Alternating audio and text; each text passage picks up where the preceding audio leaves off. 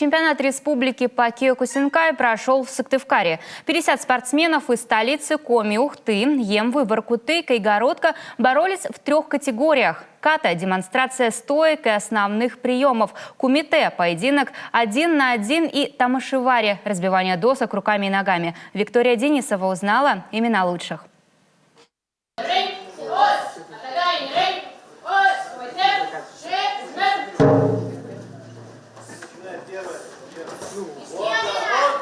Резко и без промедлений девушки наносят друг другу удары руками и ногами. Амина Гофман – участница из Ухты. На татами она с коричневым поясом. Киокусинкай, говорит, самое то для женщин сильных духом. Карате направляет энергию в нужное русло. Это и предрешило исход поединка. Соперница ударила ухтинку по позвоночнику, что, к слову, запрещено. Но та, в свою очередь, нашла в себе силы и вырвала победу.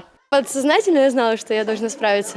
Мысленно прям дралась до последнего. Под конец устала, конечно, но уже решила так поэкспериментировать. Делала вертушечку. Зашло.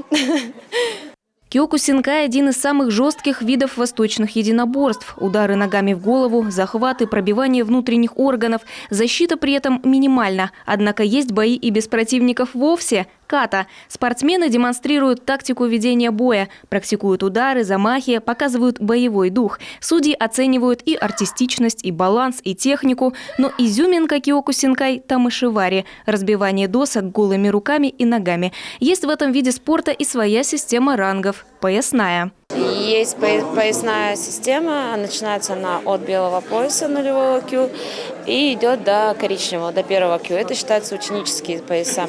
И с 1 дана по 9 дан это идут уже черные пояса. На поясах меняется только количество полосок.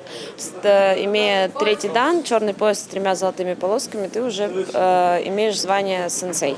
На чемпионате 50 бойцов из 5 районов республики. Каждый – профессиональный спортсмен, кандидаты и мастера спорта, участники всероссийских соревнований, чемпионы Европы. Выступают бойцы всех возрастов – молодежь до 30 лет, ветераны карате. К слову, весовых категорий здесь всего 2 – до 75 килограмм и больше. Данный чемпионат, он стоит в календаре 2021 года Министерства физической культуры и спорта Республики Коми.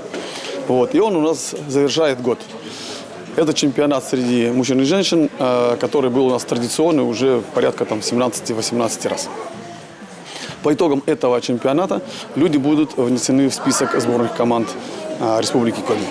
Республиканский чемпионат – итог этого года для поклонников киокусинкай нашего региона. В апреле 2022 года стартуют всероссийские соревнования, куда отправятся наши лучшие спортсмены. Виктория Денисова, Дмитрий Ведерников, телеканал Юрган, Сыктывкар.